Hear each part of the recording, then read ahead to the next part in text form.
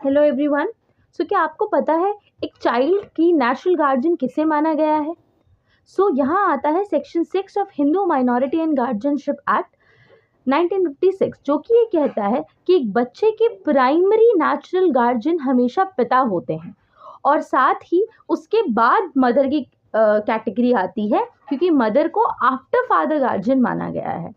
लेकिन एक recent judgement में इलाहाबाद हाई कोर्ट ने इस लॉ को बड़ा ही ऑब्सलीट और पेट्रियार्कल माइंडसेट पे बना हुआ एक लॉ बताया। उन्होंने कहा कि केयर गिविंग जेंडर से कंफ्यूज नहीं हो सकता। कौन किसकी ज़्यादा केयर करता है, ये एक लड़का है या लड़की, फादर है या मदर, इस पर डिपेंड नहीं करता।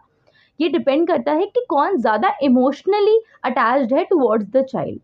इस केस में एक 12 साल की बच्ची जिसकी कस्टडी उसके पिताजी को दे दी गई थी, नेचुरल गार्जियन के कॉन्सेप्ट पे वो कस्टडी मदर को वापस की गई, ये कहते हुए कि पहली बात, इन जनरल केसेस ये देखा जाता है कि mother is more attach to a child, specially in the case of girls, क्योंकि गर्ल्स की बॉडी में बहुत तरीके के चेंजेस हो रहे होते हैं जो मदर ज़्यादा अच्छे से समझ पाती हैं।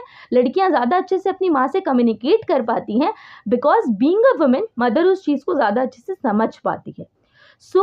It is clearly mentioned that we should not confuse emotions and our duties with gender, because कौन ज़्यादा इमोशनली अटैच्ड है, कौन ज़्यादा अच्छे से अपनी ड्यूटीज़ निभाता है, ये एक व्यक्ति पर डिपेंड करता है, ना कि एक जेंडर पर।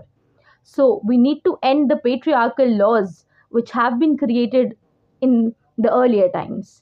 What do you think of this judgment? Let me know in the comment sections, और ऐसे ही लीगल अपडेट्स के लिए देखते रहिए मुझे। तब तक के लिए बाय बाय।